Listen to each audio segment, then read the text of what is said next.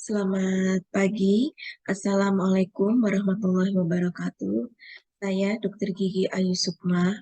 Saya adalah salah satu dosen pada Fakultas Kedokteran Gigi Universitas Profesor Dr. Mustopo Beragama. Saya dengan NIDN 03 10 12 72 04. Pada kesempatan ini, saya ingin menjelaskan mengenai PDD UKTPT video pembelajaran saya, yaitu mengenai mata kuliah. Salah satu mata kuliah yang saya pegang mengenai blok kelainan maloklusi dental 2. Baiklah, saya akan memaparkan melalui share screen.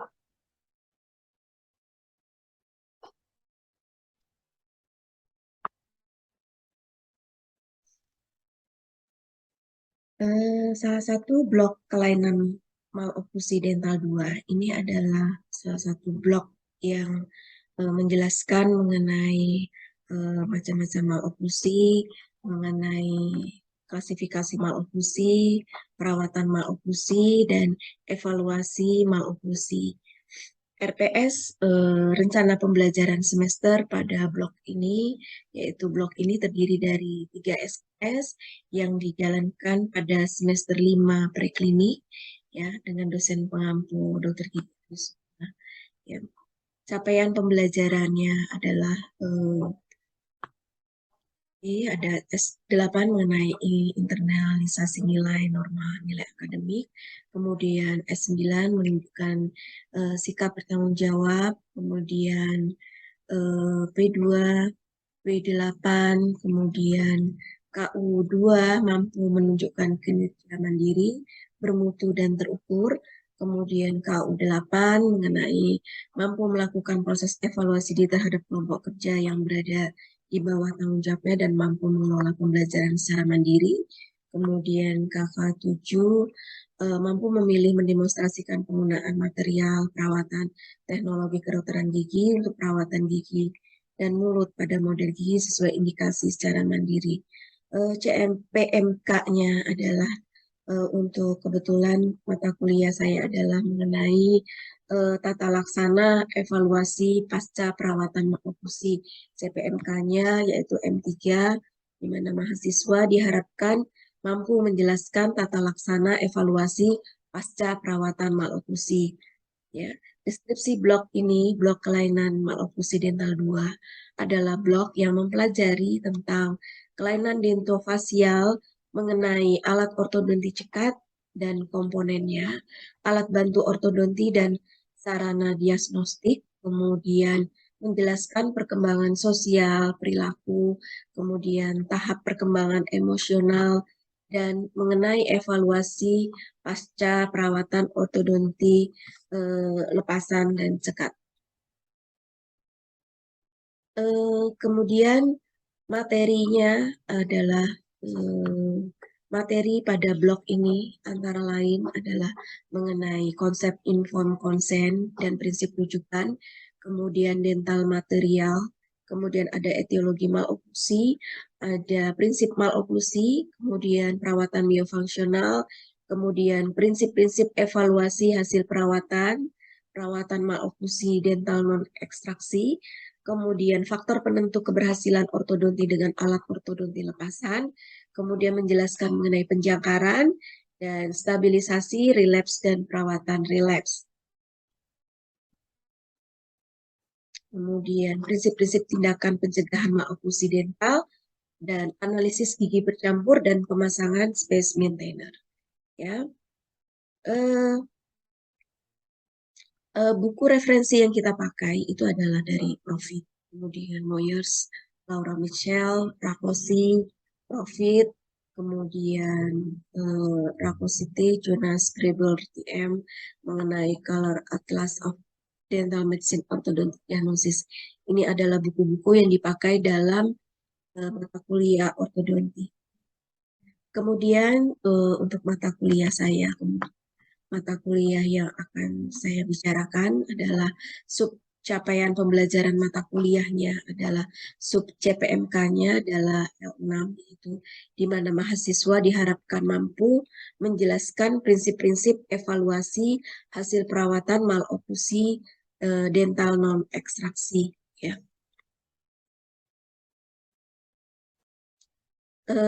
Mata kuliah ini adalah mata kuliah yang diadakan pada pertemuan yang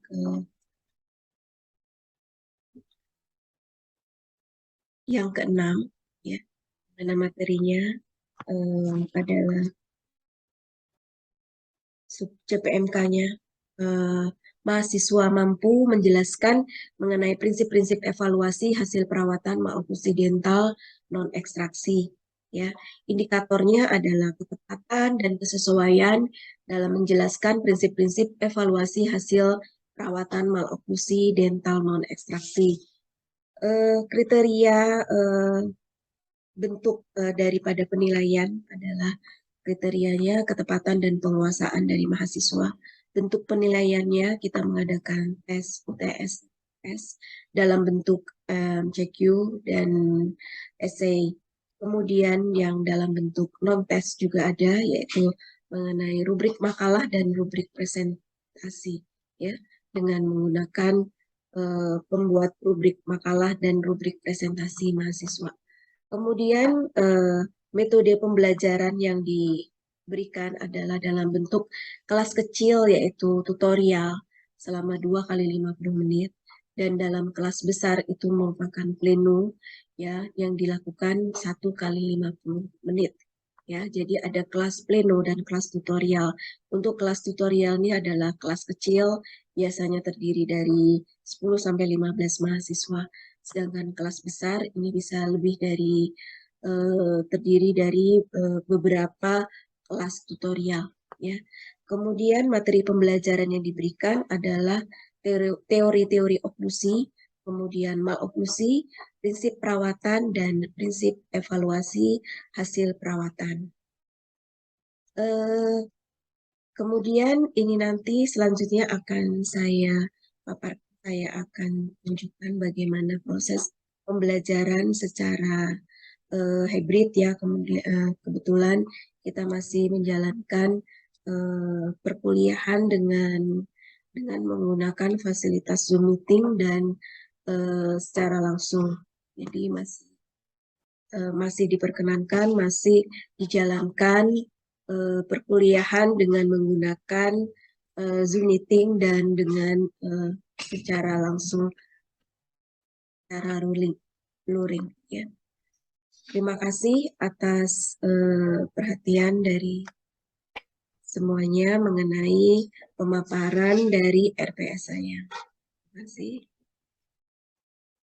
Pada siang hari ini,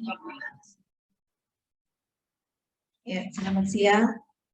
Assalamualaikum warahmatullahi wabarakatuh. Pada siang hari ini kita akan kuliah dengan materi prinsip-prinsip evaluasi hasil perawatan maloklusi dental non ekstraksi, ya, yang merupakan blok modul dari kelainan maloklusi dental.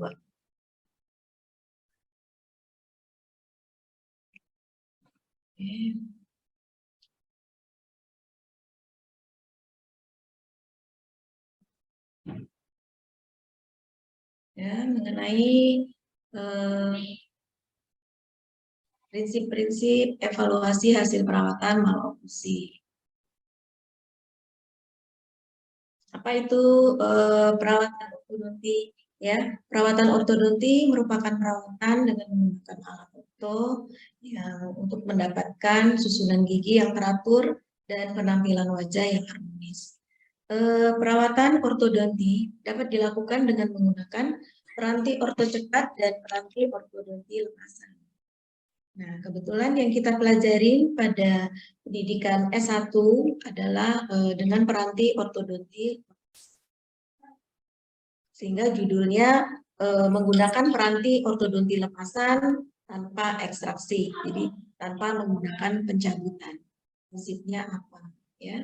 Jadi perawatan ortodonti lepasan itu merupakan perawatan yang dapat digunakan untuk perawatan, maksudnya adalah untuk perawatan ortodonti lepasan ini, itu yang dapat kita koreksi adalah maloklusi dengan tipping, dengan overbite, dengan crossbite, dan dengan ekstrusi atau intrusi. Apa itu tipping? Tipping itu apa? Tipping itu adalah pergerakan gigi, di mana pergerakan gigi yang terjadi yang berubah hanya satu sisi dari mesial atau distal gigi. Ya, jadi titik kontak yang berubah hanya pada satu bagian. Di koreksinya termasuk koreksi yang ringan. Kemudian koreksi overbite atau debite, yaitu koreksi dengan gigitan dalam. Dengan gigitan dalam itu bisa kita koreksi dengan menggunakan rantai ortodonti lepasan. Kemudian dengan koreksi crossbite. Crossbite di sini koreksi crossbite ringan. Crossbite dengan single crossbite, ya, crossbite anterior kita koreksi dengan menggunakan rantai ortodonti lepasan. Kemudian koreksi pada gigi yang ekstrusi atau intrusi. Itu juga terbatas hanya pada gigi-gigi yang gigi-gigi anterior. Gigi-gigi hanya satu gigi atau dua gigi. Biasanya hanya untuk koreksi-koreksi yang ringan. Kemudian perawatan ortodonti itu bertujuan untuk memperbaiki estetik wajah, susunan gigi, hubungan oklusi dan fungsi, ya, untuk memperbaiki aspek psikologis dan mempertahankan kesehatan jaringan penghubung gigi, sehingga akan menghasilkan kedudukan gigi yang lebih stabil setelah perawatan.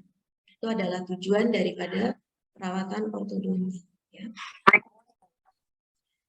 Menurut Andrew, ada 6 kunci oklusi normal. Ini artinya adalah ketika kita melakukan perawatan orto, itu 6 kunci ini harus sudah tercapai. 6 kunci oklusal ini harus sudah bisa kita dapatkan. Apa itu? Yaitu hubungan molar 1 rahang atas netroklusi. Ya, netroklusi dengan hubungan maloklusi kelas 1. Karena maloklusi yang bisa kita rawat dengan menggunakan rantai ortodonti lepasan adalah maloklusi dengan kelainannya skeletal kelas 1. Ya. Kemudian angulasi mahkota. Angulasi mahkota di mana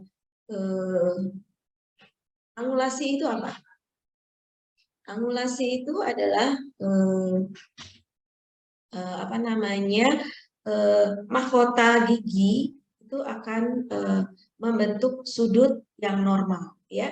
Jadi di dalam analisis cefalometri itu setiap mahkota gigi anterior itu mempunyai angulasi yang normal, sehingga apabila angulasi itu tidak normal, terjadi protrusi begitu, jadi akan mendapatkan angka yang tidak normal, sehingga angulasi mahkota ini harus harus didapatkan angulasi yang normal, sehingga gigi dapat dikatakan mendapatkan kunci oklusi normal. Ya. Kunci kedua terbentuk menggunakan garis yang melewati aksis panjang mahkota gigi, ya, menuju bagian yang paling menonjol pada permukaan labial. Ya. Ini namanya panjang mahkota klinis. Dua oklusi dianggap normal jika bagian gingival dari aksis panjang mahkota terletak di sebelah distal dari bagian oklusal gigi. Jadi setiap gigi mempunyai angulasi yang berbeda. Ini kunci oklusi yang pertama, kemudian yang kedua, yang ketiga, yang keempat, kelima, dan keenam. Ini adalah gambarannya. Sebagai berikut. Kemudian inklinasi mahkota. Inklinasi mahkota dilihat dari bagian mesial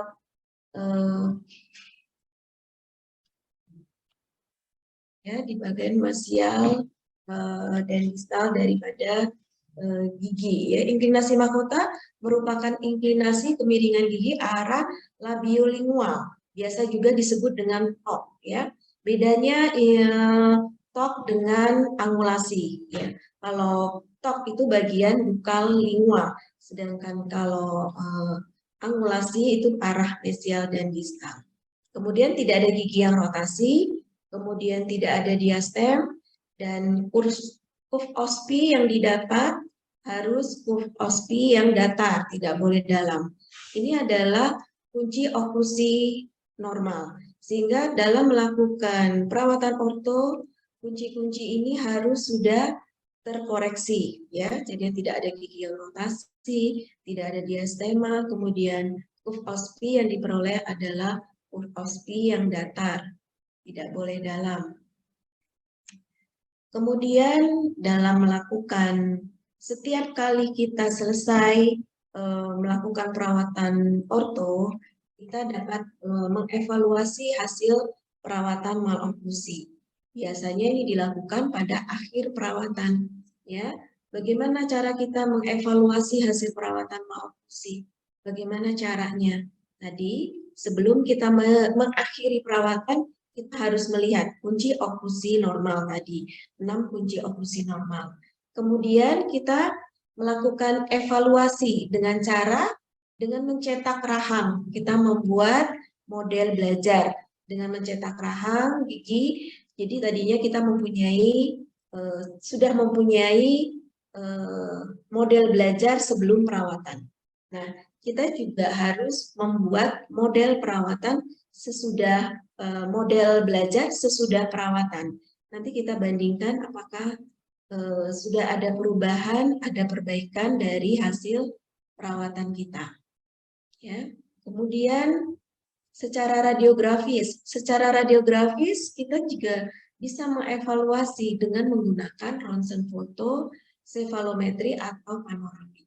Ya. Hasil evaluasi sefalometri dapat hasil perawatan orto dalam yang bisa menghasilkan perubahan profil jaringan lunak dan jaringan keras. Hubungan inklinasi mahkota juga akan terlihat di sini. Ya, itu pada hasil evaluasi sefalometri. Tetapi apabila kita menggunakan panoramik foto, yang terlihat hanya arah mesial distal saja. Kita tidak bisa melihat hasil perawatan dalam arah sagital.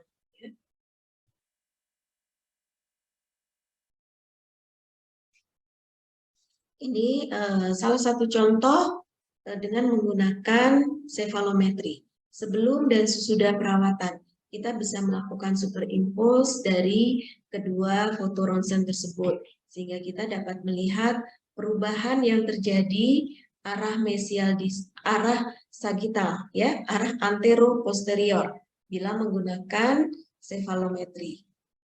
Jadi apabila kita meretraksi gigi itu akan terlihat perubahannya. Ya.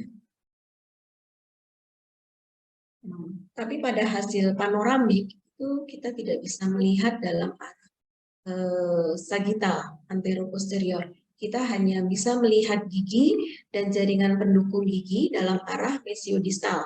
Ya. Kemudian kita juga bisa mengevaluasi kesejajaran akar setelah perawatan ortodonti. Jadi akar gigi yang berdekatan tidak sejajar itu kita bisa melihat akan dapat menyebabkan mudah terjadinya relapse, sehingga itu bisa kita antisipasi sebelum kita mengakhiri perawatan orto, ya. Sehingga kita harus selalu memperhatikan bagaimana perawatan orto itu agar nantinya hasilnya akan stabil, agar terjadi relapse, ya. Ini hasil dari foto panoramik. Kita bisa melihat gigi dalam arah mesiodistal, ya, perubahan yang terjadi selama perawatan sebelum dan sesudah bisa kita bandingkan. Ini adalah salah satu untuk mengevaluasi hasil perawatan orto. Ya. Kemudian ada beberapa metode yang kita gunakan untuk mengevaluasi dan menganalisis hasil perawatan orto.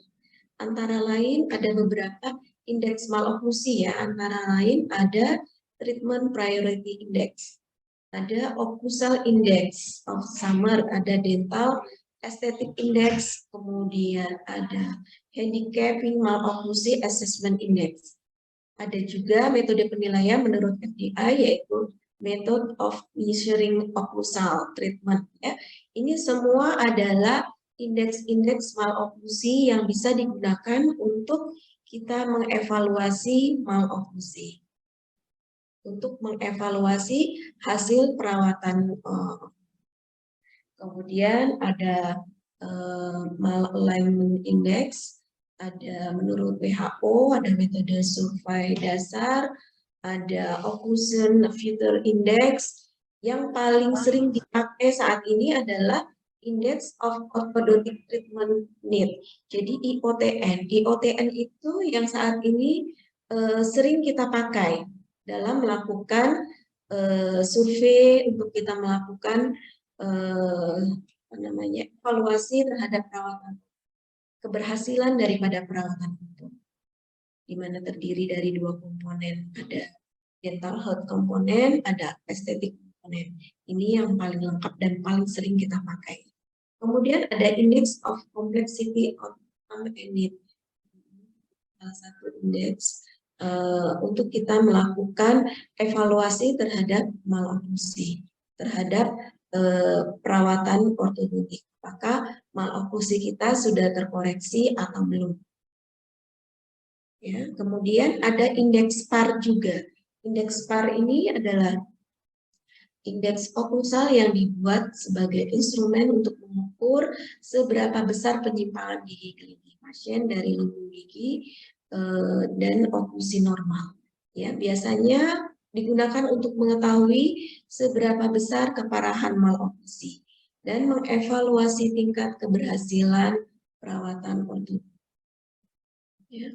Pengukuran indeks PAR ini biasanya kita harus menggunakan penggaris plastik PAR.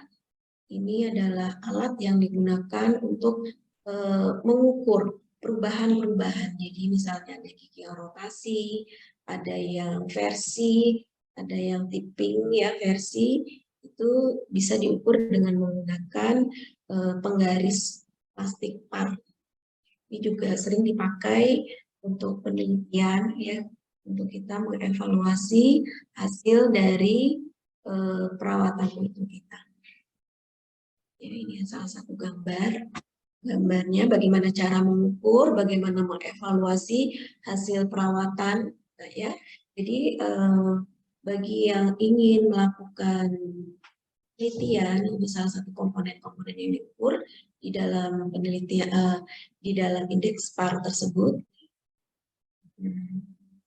Jadi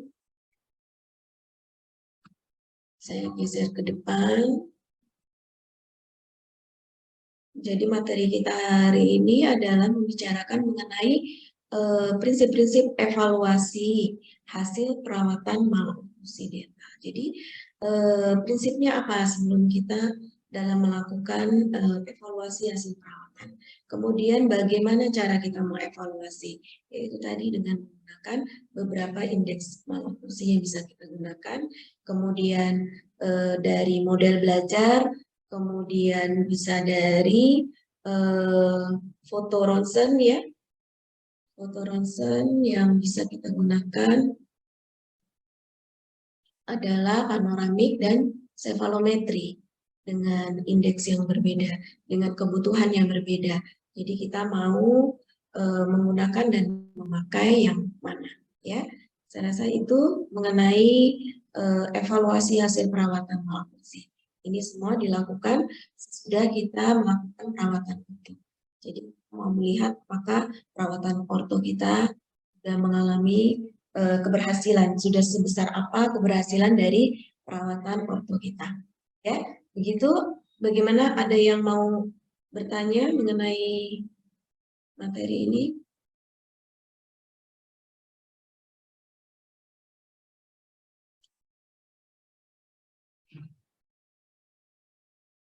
Gimana?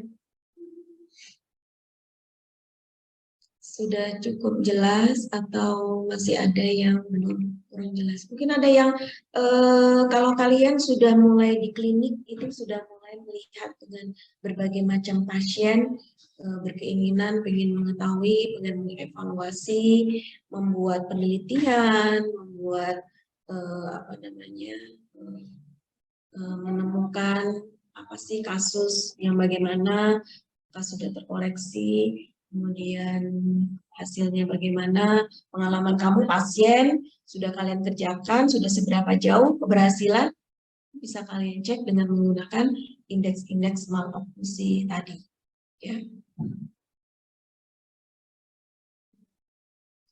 Jadi banyak aspek yang bisa kita ambil dari sini, yaitu keuntungannya itu tadi kita bisa melakukan banyak evaluasi, ya, bisa melakukan penelitian. Ada yang kira-kira mungkin kepingin melakukan penelitian dengan salah satu indeks maloklusi yang ada di sini. Ada yang masih ingin ditanyakan? Ayo.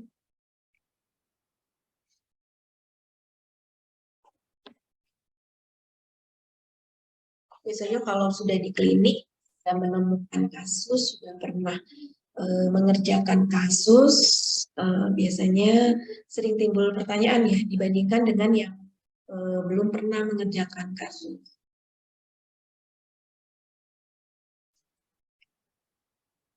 Gimana, Farah?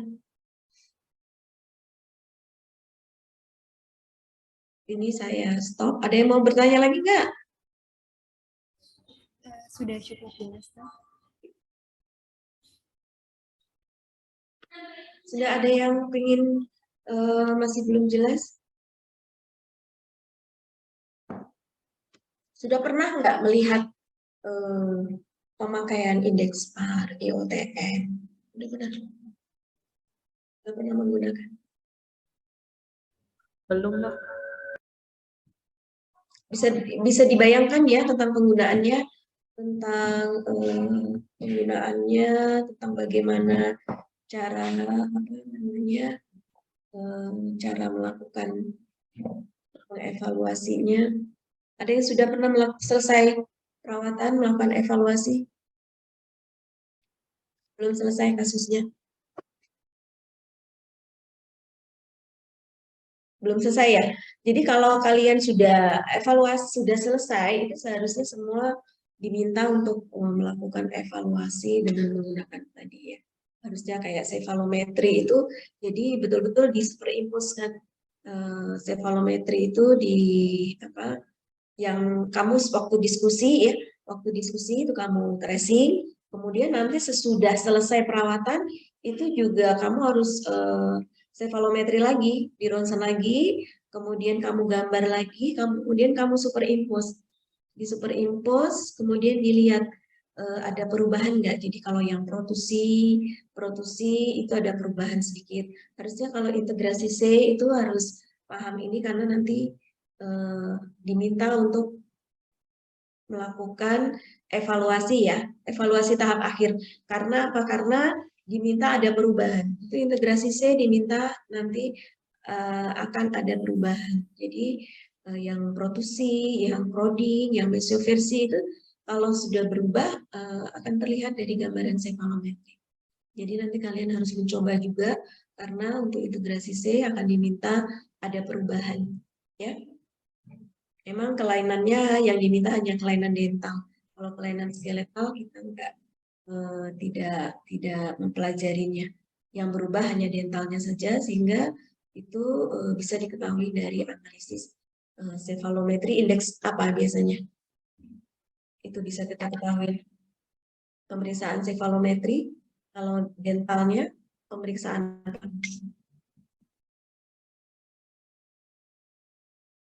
Pemeriksaan apa dalam cefalometri yang bisa mengkoreksi dentalnya?